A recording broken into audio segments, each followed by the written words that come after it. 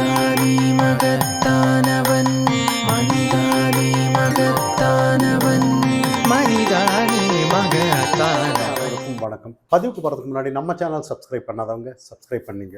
Operation Sindoor வெற்றிகரமாக முடிஞ்சதை நம்ம பார்த்தோம். ஆனால் மறுபடியும் ஆரம்பிக்கிறது நம்ம எதிர்பார்க்கல. அதை ஆரம்பிக்க வச்சுட்டாங்கன்னு தான் நம்ம செய்யணும். ஆப்ரேஷன் சிந்தூர் ஏன்னா போர் ஒப்பந்தத்தை மீறி நம்மளோட ஜம்மு காஷ்மீர் பூஜ் மாவட்டத்தில் பீரங்கி தாக்குதல் நடத்தியிருக்காங்க. அதில் நிறைய ஒரு 16 பேர் இறந்துருக்காங்க. அப்பாவி மக்கள். ஏன்னா பொதுவாக நம்ம இங்கே இருக்கிற அனுதாபிகள் எல்லாம் நிறைய போர் ஆனான்னா நிறைய பாகிஸ்தானில் நிறைய பேர் அப்பாவி மக்கள் துன்பப்படுவார்கள் அப்படின்னு நிறைய பேர் இங்கே சொல்லிட்டு இருக்காங்க பாருங்க. இங்கேயும் 3 பெண்கள் 5 குழந்தைகள் உட்பட எல்லாமே இறந்துருக்காங்க. இங்கே நிறைய பேர் வைகோ இவங்கெல்லாம் அனுதாபிகள் இருக்காங்க பாருங்க. இவங்கெல்லாம் யாருமே இதுக்கெல்லாம் குரல் கொடுக்கலன்னு தான் பார்க்கணும். இதுக்கு தான் நம்மளோட லாகூர் கராச்சி பக்கத்தில் இதுக்கு நேற்று 9 ட்ரோன் மூலிமா நம்மளோட தாக்குதல் இது பண்ணியிருக்காங்க. ஆனால் இதெல்லாம் தாண்டி அதுலேயும் நம்ம நிறைய அவங்களோட வான் பாதுகாப்பு அந்த இதெல்லாம் நம்ம முறியடிச்சிருக்கிறத நம்ம செய்திகள் எல்லாம் கேட்டிருப்பீங்க.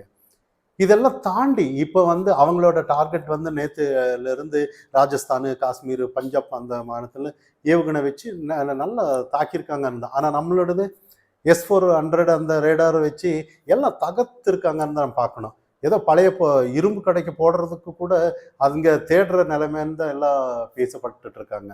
ஆனால் இங்கே நிறைய எல்லாருக்குமே ஒரு சந்தேகமான ஒரு விஷயம். நிறைய அங்கே சைனா கொடுத்த அந்த J-10C அந்த ஃபைட் ஜெட் மூலிமா நிறைய விமானத்தை நாங்கள் தாக்கிட்டோம், தகர்த்துருக்கோம் அப்படின்ற மாதிரி இந்தியாவோட விமானத்தை அப்படின்னு நிறைய வெளியுறவு செய்தி தொடர்பாளர் மிஸ்ரி கிட்ட நிறைய பேர் கேட்குறாங்க. அவர் சொல்கிறாரு, இந்த மாதிரி விக்ரம் மிஸ்ரி சொல்கிறாரு, அன்னிலிருந்து இன்னைக்கு வரைக்குமே நம்ம மக்கள்கிட்ட அவங்க பொய் தான் சொல்லிட்டு இருக்காங்கன்ற மாதிரி. இப்போ எல்லாமே இந்த இடத்துல ஒரு ஒரு போர் நடந்துட்டு இருக்கும்போது எல்லாருமே கவனிக்கிறது என்ன, இந்தியா எப்படிப்பட்ட ஆயுதங்களை யூஸ் பண்ணும், எப்படி எல்லாம் யூஸ் பண்ணுன்னு எல்லாம் உலக தேசமே பார்த்துட்டு இருக்காங்க. யார்கிட்ட வாங்கியிருக்காங்க என்ன ஏதுங்கிறதெல்லாம் கண்காணிச்சுட்டு இருப்பாங்க. ஆனால் நம்மளோட தேசத்தில் இன்னைக்கு நம்மளே உள்நாட்டில் தயாரிது INS விக்ரான் இதெல்லாம் நிறைய இருக்கு. இன்னைக்கு இவன் சீனா கிட்ட பிச்சை எடுத்து வாங்கின பொருள் எல்லாம் ஏதோ எல்லாம் இன்னைக்கு பேசப்படுறது பழைய பொருள் ஏதாவது கொடுத்துருப்பாங்களா அப்படின்னு நிறைய.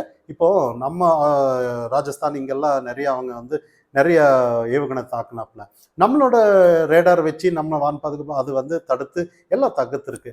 அதே தான் நம்மளோட ட்ரோன்கள் எல்லாம் அது தகுத்துருக்குல. அதனை இப்போ எல்லாம் கவனிச்சிட்டு இருக்காங்க. சைனாவோட வாங்கின பொருள் கூட டம்மியான்னு பார்த்துட்டு இருக்காங்க. இப்போ எல்லாம் சைனா மேலே பார்வை போயிருக்கு. இவன் எப்படிப்பட்ட இதெல்லாம் உலகத்தை எல்லாமே இவன் பயமுறுத்திட்டு இருக்கான்னு சொல்கிறாங்களே. ஆனால் இவன் உண்மையிலேயே அவன் பொருள் எல்லாம் பாரு பாகிஸ்தானில். ஆனால் இதுக்கு ஒரு கதை விடுறாங்க. அதாவது ஒரு மேலோட்டமாக, அதாவது சும்மா டம்மியான பீஸ் எல்லாம் மட்டும் முன்னாடி செலுத்துகிறோம். அப்போ அதாவது நம்மளை திசை திருப்புறதுக்காக, அதாவது இவங்க எல்லாம் வீட்டு சுட்டு வீழ்த்திடுவாங்க, நம்மகிட்ட அணு ஆயுதம் எல்லாம் தீந்துரும். அதுக்கப்புறம் அவன் நல்ல நல்ல ஆயுதத்தை எல்லாத்த போடுறான் அப்படின்னு சொல்லி நம்மகிட்ட இந்த கதையை தான் அங்கே எல்லாம் பேசிட்டு இருக்காங்க, சீனாவை உயர்த்தி. ஆனால் இங்கே நம்ம கூர்ந்து கவனிக்கப்பட்ட இம்ரான்கான் பழைய அங்கே PM இருந்தவர், அவரோட ஆதரவாளர்கள் எல்லாம் இன்னைக்கு அங்கே அவங்க அரசாங்கத்துக்கு மேலே கெஞ்சி கூத்தாடிட்டு இருக்காங்க. இந்தியா மேலே தாக்குதல் வேணாம், நம்ம ரொம்ப மோசமான நிலைக்கு போயிடுவோம் அப்படின்னு சொல்லி அங்கே MP எல்லாம் கதறதெல்லாம் நம்ம பார்க்குறோம். ஆனால் இதை தாண்டி இன்னொரு கதறல் இருக்கு. நேற்று நம்மளோட 9 தீவிரவாதி அந்த மாகாணத்தை நம்ம அழிச்சவங்க பாருங்க. அந்த 9 தீவிரவாதிகளை அந்த இடம் நம்ம இராணுவத்திற்கு எப்படி தெரியும் இப்படிங்கிற ஒரு கேள்வி இங்கே யார் கேட்டிருக்காங்கன்னா டெர்க்கி தாலிபான்கள் தான் கேட்டிருக்காங்க. நம்மளோட அந்த மசூத் அசார் அவன் இருக்கிற இடம் பொதுவாக அவன் அங்கங்கே குட்டி போட்டது தான் நம்ம சொல்லலாம். ஏன்னா இவங்க அங்கங்கே கல்யாணம் பண்ணி அது இது பண்ணி, ஏன்னா இவங்க அதாவது நமக்கு தெரிஞ்சதை 9 தீவிரவாதின்னு நமக்கு சொல்கிறாங்க. ஆனால் உண்மையிலேயே அவங்க பாகிஸ்தான் உள்ள போய் கேட்டோன்னா ஒரு 1000 தீவிரவாதி இருக்கலாம்னு சொல்லுவாங்க. அதாவது குட்டி போட்டது ஒரு பெரிய தலைவன் இருப்பான், அதுல இருந்து வளர்ந்து வந்தவன் தனியாக பிரிஞ்சு இன்னொரு இது பண்ணுவான். இவங்க தானே 1க்கு 4 கட்டிக்கலான்ற மாதிரி அங்கங்கே பெற்று விட்டு ஒரு மாகாணம் இல்லை ஒரு ஸ்கூலையே தொடங்குவாங்கன்ற மாதிரி. அப்போ இந்த இடத்துல நம்ம கூர்ந்து கவனிக்கிறது என்னன்னா, அவன் இன்னைக்கு கேட்டிருக்கான் நம்மளோட இலக்கு சரியா அந்த 9 இடத்துல நம்ம இந்திய இராணுவம் தாக்கி இருக்காங்கன்னா எப்படி இந்த விஷயம் கசிந்திருக்கும், இது நம்ம இராணுவத்தை பொறுப்பேற்றிருக்கணும், இவங்க தான் கசிய விட்டுருக்காங்கன்னு அவங்க இப்போ அவங்களுக்கு எதிராக குரல் கொடுத்துட்டு இருக்காங்க. டெர்க்கி பலுசிஸ்தான் மாகாணம் அங்க அவங்க விடுதலை போராட்டத்துக்காக அங்க ஒரு தண்ணி அங்க இருந்து கூட பாகிஸ்தான் ராணுவம் வெளியேறிட்டதா சில தகவல்கள் வருது.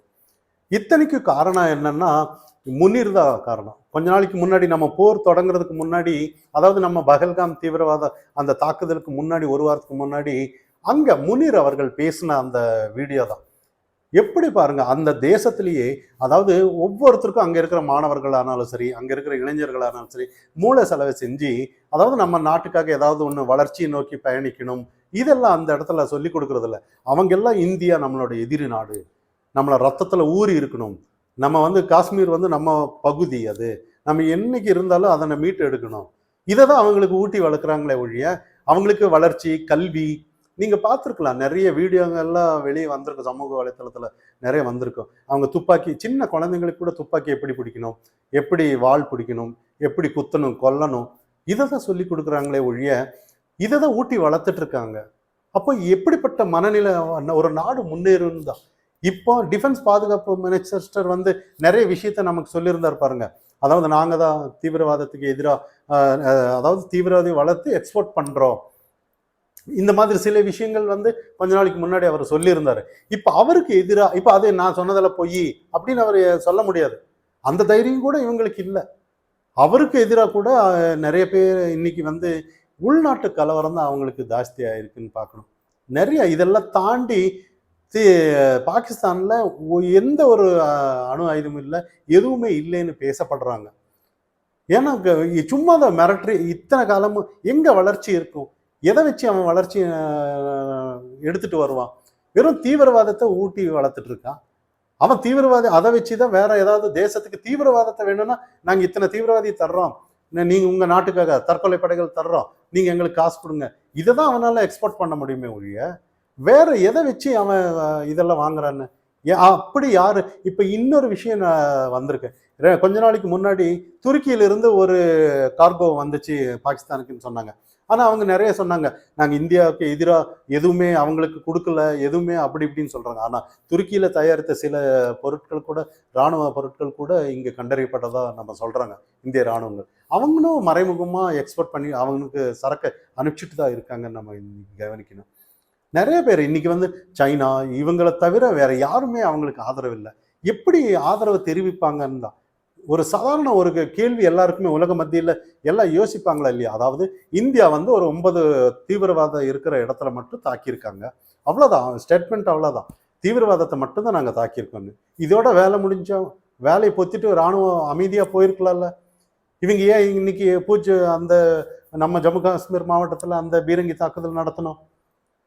அப்போ இந்த இடத்துல அவன் தொட்டுட்டான். இன்னைக்கு சிந்தூர் ஆபரேஷன் தீவிரவாதத்துக்கு எதிராக தான் நம்ம இத்தனை நாள் இருந்தது. நம்ம அதை தான் எல்லாருக்கும் உலகத்துக்கே பறைச்சாட்டுறோம் நம்ம. ஆனா இன்னைக்கு அவன் இல்லை, நம்மளை தொட்டான் செத்தாந்த கணக்குல வருமே ஒழிய இது அடங்காதுன்னு தான் நம்ம பார்க்கணும். ஏன்னா அவனும் இது பிரஸ்டீஜ் இஷ்யூ ஆயிடுச்சு. இன்னைக்கு எல்லாமே இன்னைக்கு பாகிஸ்தான்காரங்கெல்லாம் எல்லாமே ஒரு பிரஸ்டீஜ் இஷ்யூ. இப்போ நிறைய லாகூர்ல நிறைய இன்னைக்கு கராச்சி நம்ம ஐஎன்எஸ் போய் விக்ரான் நின்றுச்சு. இதெல்லாம் யாருமே அதுக்கு பதில் கொடுக்க முடியாதுன்னு தான் இன்னைக்கு பேசப்படுறாங்க. எல்லா தேசமே ஆனாலும் சரி இன்னைக்கு இந்தியாவுக்கு ஆதரவாக தான் நிறைய செயல்பாடுகள் இருந்துட்டு இருக்கே ஒழிய இவங்களை திரும்பி கூட பார்க்க மாட்டாங்கன்றது தான் இன்னைக்கு பார்க்கணும். அப்படி திரும்பி பார்த்துட்டான்னா எல்லாம் உலக தேசமே கூர்ந்து கவனிக்கும். நிறைய விஷயங்கள் இந்த மசூத் அசார் எல்லாம் யாரு, நம்மளோட பிடிப்பட்டு தான் அவன் எஸ்கேப் ஆயிருக்கான்னு நம்ம தெரிஞ்ச விஷயம். ஒரு விமானத்தை கடத்தி போய் அதை விடுவிச்சாதான், இவனை விடுவிச்சாதான் நாங்கள் விமானத்தை விடுவிக்கிறோம்னு சொல்லி எஸ்கேப் ஆனவன். அன்னியிலிருந்து இன்னைக்கு வரைக்கும் அந்த மிரட்டும் தோனி தானே ஒழிய இவங்க நேரடியாக மோதுறதுக்கு இவங்களுக்கு தில் இல்லை. அப்பாவி மக்கள் எங்கே இருக்காங்க? இப்போ நல்லா யோசிச்சு பாருங்க. இப்போ நம்ம பஹல்காம் தாக்குதல் ஆனாலும் கூட ஏதோ வீர வரலாறு போட்டுற அந்த இடத்துல என்னென்னமோ பண்ணிட்டு இருக்காங்க அங்கே பாகிஸ்தான்ல. அப்பாவி மக்களை கொல்றது தில் இருந்தான்னா நேருக்கு நேராக நம்ம இராணுவத்தோட மோதணும்னு தான் பார்க்கப்படணும். ஆனால் இவங்கெல்லாம் அந்த மாதிரி எல்லாம் பண்ண மாட்டாங்க. நிறைய விஷயம் இன்னைக்கு உலகத்துல ஒவ்வொருத்தரும் இன்னைக்கு நம்ம தேசத்துல எப்படி தாக்குறாங்க. இந்தியா ஒரு வளர்ந்த நாடு ஆயிடுச்சின்னு கூர்ந்து கவனிச்சுட்டு இருக்காங்க. இது மாற்று கருத்தே இல்லை. மற்றவங்களுக்கெல்லாம் அத்தனை வேலை, இவன் எப்படி அடிக்கிறான், என்ன பண்றான், எதெல்லாம் யூஸ் பண்றான், எப்படி கையாளும் திறன் எப்படி, இதெல்லாம் கூர்ந்து கவனிச்சிட்டு இருக்காங்க நம்ம தேசத்தை.